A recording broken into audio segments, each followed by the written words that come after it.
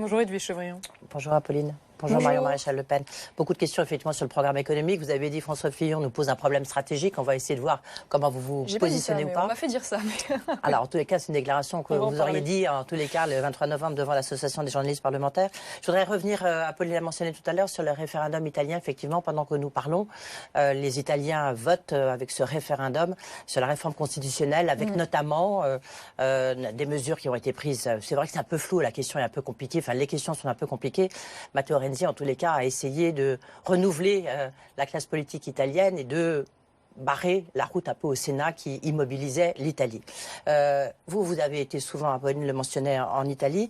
C'était une campagne extrêmement violente. Est-ce que vous auriez pu voter oui lorsque vous voyez la réforme constitutionnelle qu'il essaye de mettre en place pour débloquer la situation politique du pays, notamment sur le Sénat? Quand je me suis rendue en Italie, j'ai répondu la même chose aux médias italiens. Je considère que c'est pas mon rôle en tant que femme politique française de faire de l'ingérence dans la vie politique italienne en disant les Italiens doivent voter ci ou ça sur l'organisation territoriale ou leur constitution.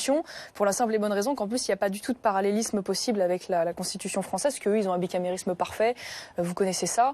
Et donc, à ce titre, c'est pas mon rôle. En tout cas, moi, ce qui m'a intéressé quand je m'en suis rendue en Italie, soutenir la Ligue du Nord, c'est dans le même cadre d'ailleurs. Qui a voté non, en l'occurrence. Oui, absolument. Comme d'ailleurs une grande partie des partis politiques en Italie, puisque Matteo Renzi a mis d'ailleurs sa position en jeu, sa fonction en jeu dans ce référendum. Ce qui est intéressant aujourd'hui, c'est qu'on voit en Italie, avec la Ligue du Nord, un parti aujourd'hui important se constituer, qui est aussi un parti anti-euro, anti-Union européenne, qui veut construire comme nous une autre idée de l'Union européenne et qu'à ce titre, ça fait partie des alliés que nous devons impérativement soutenir et voir émerger en vue de la construction de cette nouvelle génération politique. D'où peut-être notre volonté particulière d'aller encourager dans ce pays dit du sud de l'Europe ce parti politique. En même temps, il y a Beppe Grillo aussi qui est invité à voter non. Donc ils se retrouvent sur les dossiers un peu comme mais si après, ils ont des positions très différentes, notamment sur l'immigration. Or, l'immigration aujourd'hui en Italie constitue un sujet majeur pour une grande partie de l'électorat italien. Si jamais c'est non, évidemment, ça remet en cause, il l'a dit, on va attendre sa décision, bien sûr,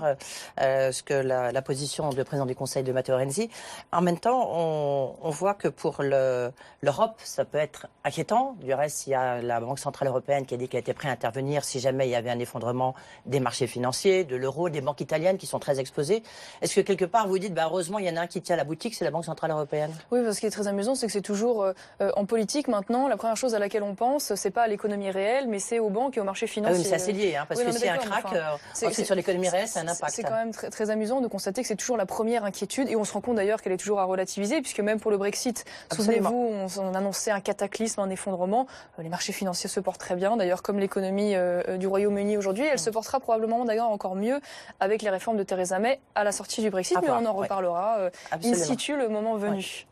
Et donc, sur le fait que ce soit la Banque Centrale Européenne qui tienne les rênes de l'Europe, est-ce que vous dites qu'elle est quand même utile? Je ne vais pas vous faire l'apologie. Et ça fera le lien avec le fait de savoir si vous voulez ou pas sortir de l'euro. Je ne vais pas vous faire l'apologie de la Banque Centrale Européenne, de la même manière que je ne fais pas l'apologie de la zone euro, parce qu'on continue de penser, nous, au Front National, que ce système de la monnaie unique est un mauvais système, qui n'est pas adapté à nos économies, pour la bonne raison qu'elle met dans la même zone monétaire des pays qui sont structurellement, économiquement tout à fait différents et qui ont parfois, c'était le cas d'ailleurs de l'Italie, qui l'a payé très durement, aujourd'hui une monnaie trop forte par rapport à l'économie, même si aujourd'hui la parité euro-dollar, pour l'instant, est plutôt favorable. Mais c'est absolument pas garanti que ça reste en l'état. Par ailleurs, j'en conclus là-dessus, sur la question de la sortie de l'euro. C'est très simple. On ne peut pas demain sortir de l'Union européenne sans sortir de la zone euro. Les traités ne permettent pas aujourd'hui de distinguer ces deux choses-là. Donc à partir du moment, si on n'obtient pas le statut dérogatoire qu'on souhaite négocier au niveau européen et qu'on propose un référendum de sortie de l'Union européenne, automatiquement ça entraînera la sortie de la zone euro. D'accord, donc au moins c'est clair, parce que le programme économique du Front National, on va le connaître exactement quand? En janvier, début janvier, oui, bien sûr. Parce qu'on l'attend, ça dépend vraiment du candidat que vous allez avoir en face. Bien sûr, mais début janvier, février évidemment, mais enfin il y a quand même des grandes lignes directrices que vous retrouverez. Sur l'euro, la sortie de l'euro, pas aussi clair que ce que vous venez de nous dire en tous les cas. Non, c'est très clair. Ce qu'en revanche on a toujours dit, et là on souhaite peut-être clarifier notre position, c'est évident, c'est de dire qu'aujourd'hui la question de l'euro n'est pas le seul problème économique de la France. C'est un problème majeur, incontournable en particulier pour notre industrie, notre agriculture, mais ça n'est pas le seul problème. Et c'est évidemment là où nous, au Front National, on se pose aussi en réformateurs, mais en réformateurs qui ont tiré les leçons des échecs du libre-échange total ou de la dérégularisation, contrairement à François Fillon. Oui, François Fillon, il dit on va aller chercher les solutions au Royaume-Uni il y a 30 ans avec Madame Thatcher. Nous, on dit oui, on va réformer, mais on va réformer en tenant compte des échecs de ces politiques-là. Justement, sur François Fillon, il propose un choc fiscal, il propose 100 milliards d'économies de dépenses publiques. Vous êtes plutôt sur 60 milliards, c'est ça? Oui, absolument. Pour rester sur ce chiffrage-là. De toute façon, il est évident qu'on ne pourra pas faire l'économie aujourd'hui, d'économie précisément, voire même peut-être d'une baisse de fonctionnaires sur certains secteurs, si tant est que ce soit principalement sur la fonction territoriale, c'est une évidence. Au Front National, nous sommes aussi d'ailleurs pour la remise en cause des 35 heures, une renégociation par branche. Nous sommes pour la baisse du coût du travail. Nous sommes pour... C'est François Fillon, ça, non?